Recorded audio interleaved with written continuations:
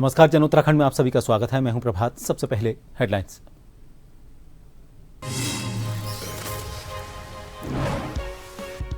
प्रधानमंत्री नरेंद्र मोदी का 75वां जन्मदिन, सीएम पुष्कर सिंह धामी ने दी बधाई। स्वच्छता ही सेवा पखवाड़े का किया शुभारंभ।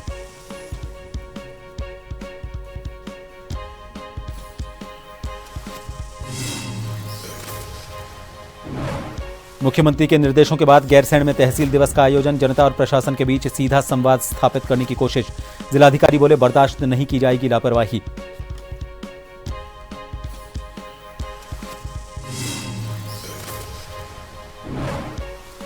काशीपुर में मासूमों की जान के साथ खिलवाड़, स्कूल वाहन को परिवहन विभाग की टीम ने रोका तो दौड़ाया। क्षमता से ज्यादा बच्चों को ले जाने के कारण सील परमिट भी मिला खत्म।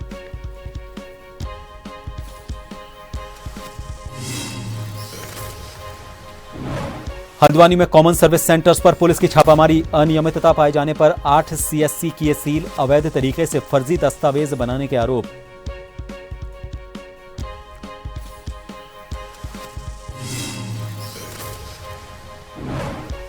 और उत्तराखंड में बर्बादी लेकर आई बारिश, अब तक 15 लोगों की मौत, 16 लापता। आज भी कई जिलों में अलर्ट, लोगों को सतर्क रहने की अपील।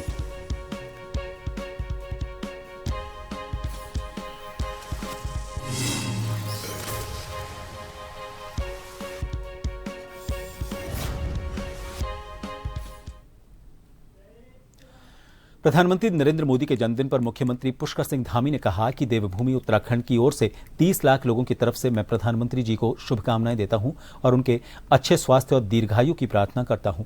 उन्होंने कहा कि प्रधानमंत्री जी के नेतृत्व में बीते 11 वर्षों में उत्तराखंड का चहुमुखी विकास हुआ है और आपदाओं से लेकर बुनियादी ढांचे तक हर बार राज्य को उनका सहयोग मिला।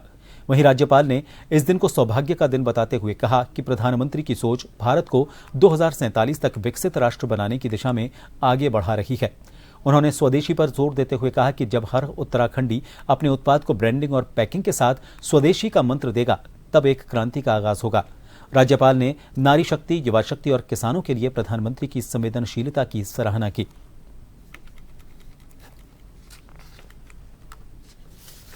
अत्यंत सौभाग्य का दिन है। आज इंदिरा एकादशी है। आज विश्वकर्मा महाराज की जयंती है।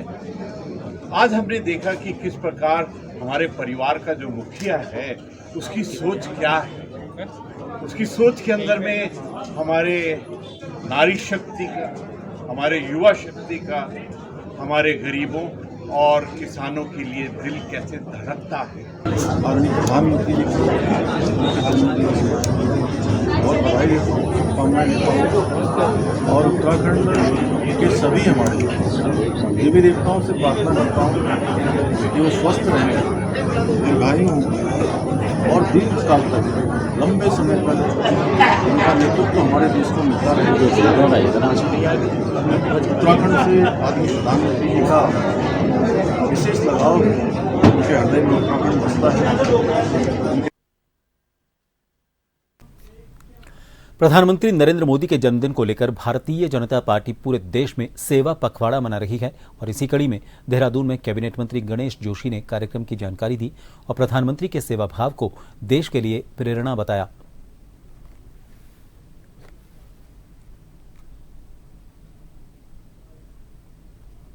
देश के गौरव जिन्होंने सत्ता संभालने के बाद भारत को विश्व के शिखर पर पहुंचाया है, साधारण चाय बेचने से लेकर प्रधानमंत्री के पद तक इन्होंने जितने भी काम किए हैं, सेवा के किए हैं और इसलिए भारतीय जनता पार्टी उनको जन्मदिन को आज से लेकर 2 तारीख तक सेवा पखवाड़े के रूप में मना रही है। जगह जगह स्वच्छता के कार्यक्रम चल रहे हैं, ब्लड डोनेशन कैंप चल रहे हैं, फल वितरण हो रहे हैं और भी अन्य कार्यक्रम जो सेवा के हैं, आपदा के क्षेत्रों में जाकर लोगों की सेवा की जा रही है।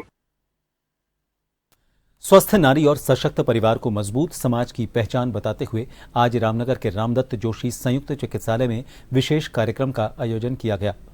ये कार्यक्रम भारतीय जनता पार्टी के सेवा पखवाड़ा के तहत आयोजित किया गया था, जिसका उद्देश्य प्रधानमंत्री नरेंद्र मोदी के 11 वर्षों में देश की सेवा में किए गए उल्लेखनीय कार्यों को आम जनता तक पहुंचाना और स्वास्थ्य, शिक्षा, खेल, गरीब कल्याण आदि क्षेत्रों में सरकार की योजनाओं का फायदा लोगों तक पहुंचाना था।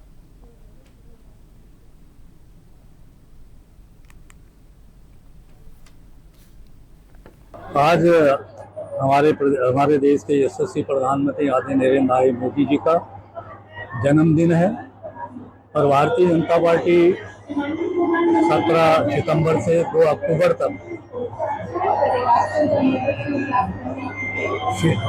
सेवा पखवाड़े के रूप में इस कार्यक्रम को बना रही है, जिसमें आज प्रत्येक क्षेत्र में, प्रत्येक शहरों में मध्य प्रदेश से ये कार्यक्रम माननीय प्रधानमंत्री जी के द्वारा उसका उद्घाटन किया जा रहा है। तो यहाँ भी उसी कार्यक्रम को सेवा पखवाड़े के रूप में, क्योंकि सेवा ही संगठन है, संगठन ही सेवा है। नारसन ब्लॉक के मुंडलाना गांव में आज एक स्वास्थ्य कैंप का आयोजन किया गया। इसमें मंगलौर सामुदायिक स्वास्थ्य केंद्र से डॉक्टरों ने पहुंचकर मरीजों का इलाज कर उन्हें दवाइयां वितरित की। ये कैंप प्रधानमंत्री नरेंद्र मोदी के जन्मदिन के अवसर पर स्वस्थ नारी सशक्त परिवार के तहत चलाए जा रहे अभियान के तहत लगाया गया था।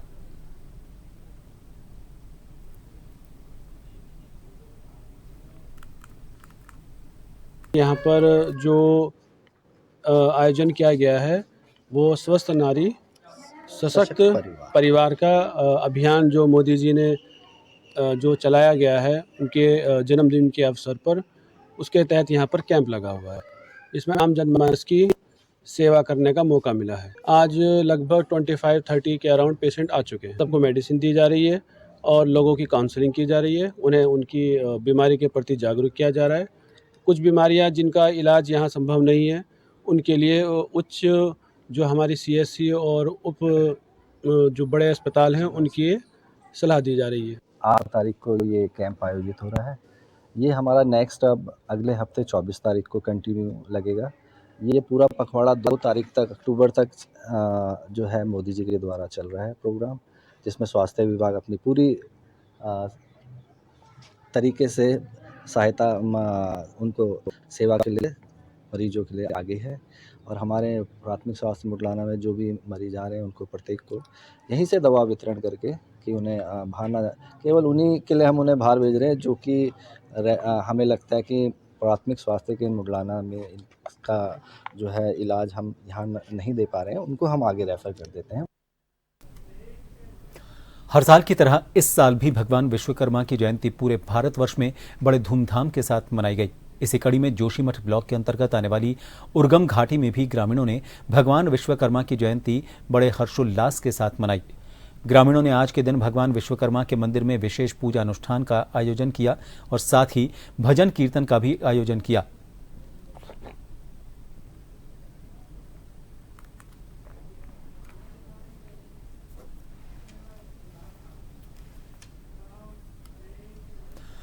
रुड़की इलाके में ऊर्जा निगम और विजिलेंस की संयुक्त टीम ने झबरेड़ा क्षेत्र में बड़ी कार्रवाई करते हुए आधा दर्जन गांवों में बिजली की चोरी पकड़ी। टीम ने भारी पुलिस बल के साथ भलस्वागज, सुनहटी, डेलना, नगला कुबड़ा और मुलेवाला सहित कई गांवों में छापामारी की। इस दौरान बिजली चोरी के 41 मामले सामने आए, जिसके बाद ऊर्जा निगम ने सभी मामलों में कानूनी कार्रवाई की तैयारी शुरू कर दी है।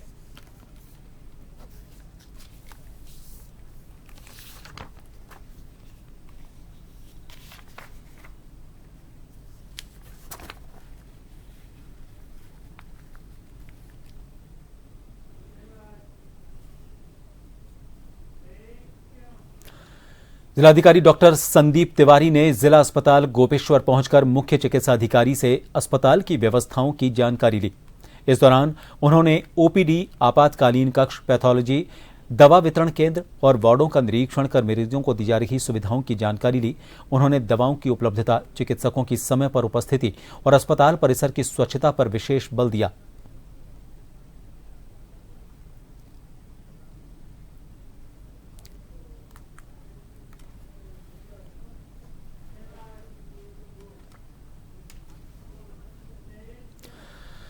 रामनगर शहर के अलग अलग जगहों पर ऑपरेशन रोमियो अभियान के तहत पुलिस ने अराजक तत्व और शराब पीकर हुड़दंग मचाने वालों के खिलाफ बड़ी कार्रवाई की।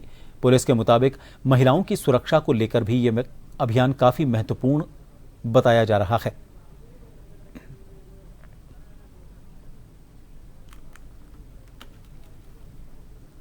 देखिए, आज रामनगर जो हमारे कोतवाली पुलिस है और लाइन की पुलिस है, इसके द्वारा ये एक अभियान चलाया गया, जिसके अंदर हमने जितने भी शराबी और ऐसे लोग हैं जो शहर में का वातावरण ख़राब कर रहे हैं उनके खिलाफ कार्रवाई की गई। लगातार चालानी कार्रवाई की गई। जगह जगह पे हमारी टीमों ने हमारी टीमें बनाई गई और उसके अंदर में सब टीमें बनाई गई। शहर के मेन सिटी से लेकर ऐसे एरिया चिन्हित किए गए जहाँ पे कोपचों में ये लोग बैठते हैं और वहाँ पे हमारी टीमों ने लगातार इस पर चालानी कार्रवाई की गई। डोईवाला क्षेत्र में लगातार हो रही बारिश से किसान की धान में सड़न और गलन की समस्या उत्पन्न होने लगी है। जहां धान की फसल किसान के खेत में पकने के कगार पर खड़ी है, तो वहीं इस समस्या से फसल पर संकट खड़ा हो गया है। इससे इलाके के किसान परेशान नजर आ रहे हैं।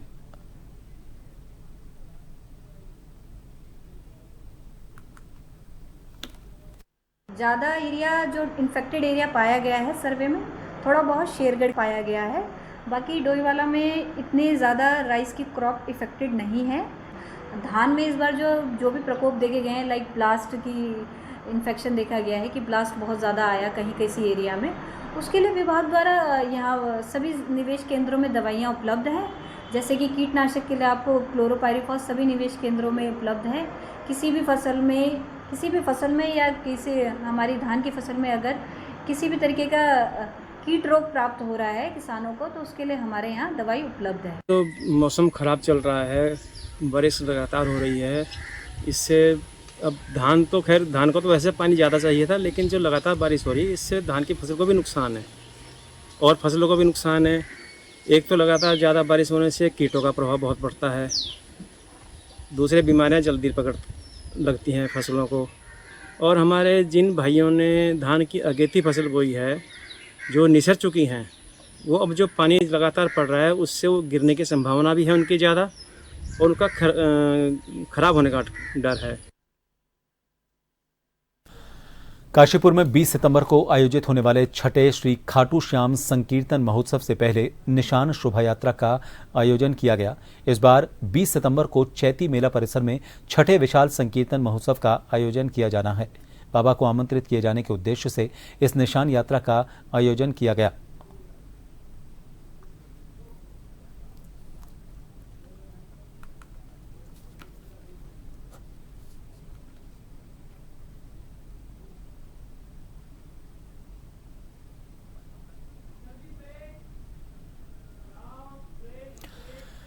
एक छोटे से ब्रेक के लिए यहां रुकेंगे, आप बने रहिए।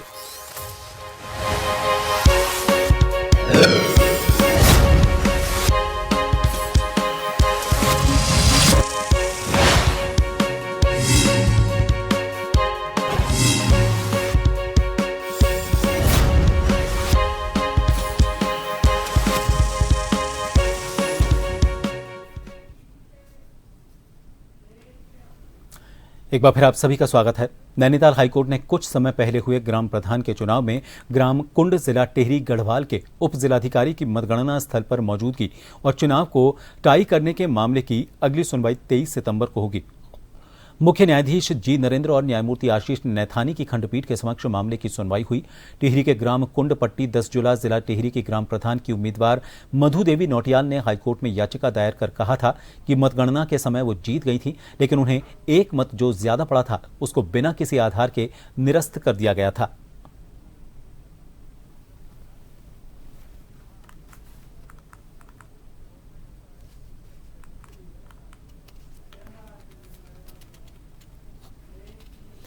हल्द्वानी मंडी समिति से बागेश्वर आपदा पीड़ितों के लिए राहत सामग्री रवाना की गई। उत्तराखंड मंडी परिषद अध्यक्ष अनिल कपूर डब्बू के निर्देश पर मंडी समिति हल्द्वानी से 200 राशन किट भेजे गए। मंडी समिति की प्रशासक और नगर आयुक्त ऋचा सिंह और सचिव दिग्विजय सिंह देव ने हरी झंडी दिखाकर राहत सामग्री के वाहनों को बागेश्वर के लिए रवाना किया।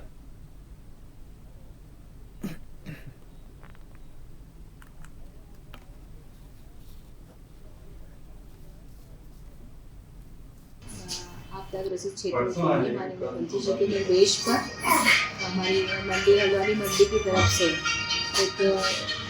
एक सामग्री जो भेजी गई है बागेश्वर जनपद के लिए, वहाँ आपका कावल क्षेत्र में जाएगी। उसमें राशन का जो भी सामान आवश्यक सामान है उसकी पूरी किट बनाई गई है, उसको आज यहाँ से रवाना किया गया। किट में जो प्रारंभिक जीवन का सामान होता है, आटा, दाल, चावल, तेल, चीनी, सभी जो उसकी उपयोगी है वो उस रूप में किट तैयार की गई है और उसको यहाँ से आज रवाना किया गया है। वन प्रभाग के अंतर्गत कालाढूंगी रेंज में एक सनसनीखेज घटना सामने आई है। मंगलवार की शाम को गश्त के दौरान चकलुवा बीट के कंपार्टमेंट संख्या 2C में निगम डिपो प्लाट संख्या 1 पर कर्मचारियों ने एक बाघ का शव देखा। सूचना पाकर मौके पर वन विभाग की टीम तुरंत पहुंची, जिसके बाद शव को कब्जे में लेकर पोस्टमार्टम के लिए भेजा गया।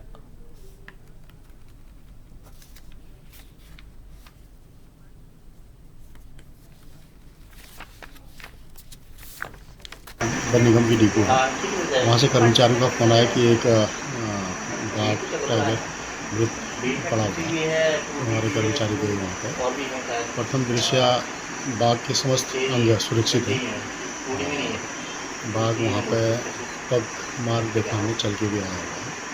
तो ऐसा लगता है कि कल डिपो बंद थी, परसों रात हो सकता है या कल रात वहाँ पर आया है। कालाढूंगी गुरुणी नाले में पुल न बनने से यूकेडी ने विधायक बंशीधर भगत का पुतला फूंककर आक्रोश जाहिर किया। मंगलवार को केंद्रीय प्रभारी युवा मोर्चा यूकेडी कमल जोशी ने कहा कि उत्तराखंड को बर्बाद करने के लिए ये राज्य नहीं बना है। यहां का युवा इस राज्य को बचाने के लिए अपनी जान गंवाने से भी पीछे नहीं हटता।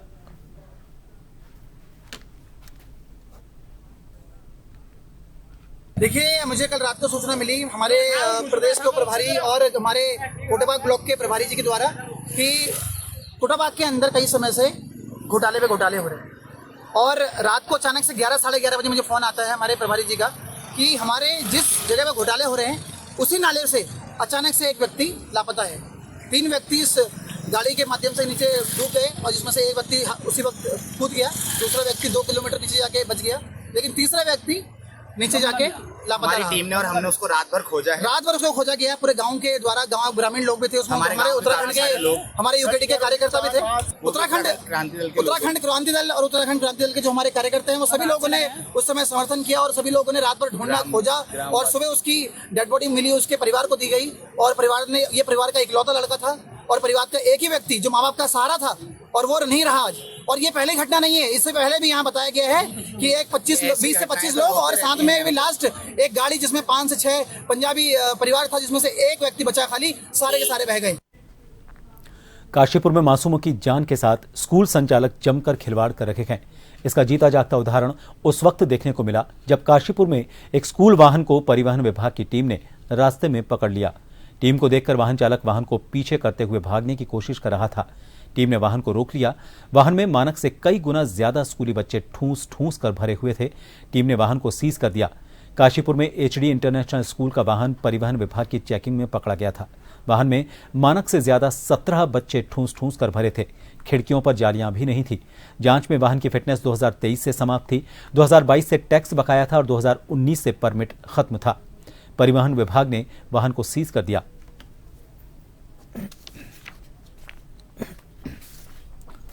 जब सामान्य चेकिंग के दौरान जब इसको रोका तो इसके कागज चेक किए गए। फिटनेस खत्म है 2023 से, टैक्स नहीं जमा किया है इसने 2022 से और 2019 से इसका परमिट भी खत्म है। और स्कूल के बच्चे पूरे भरे हुए हैं, उसमें 16-17 बच्चे बैठे हुए हैं और इसको हम बंद कर रहे हैं, अब चलान करेंगे।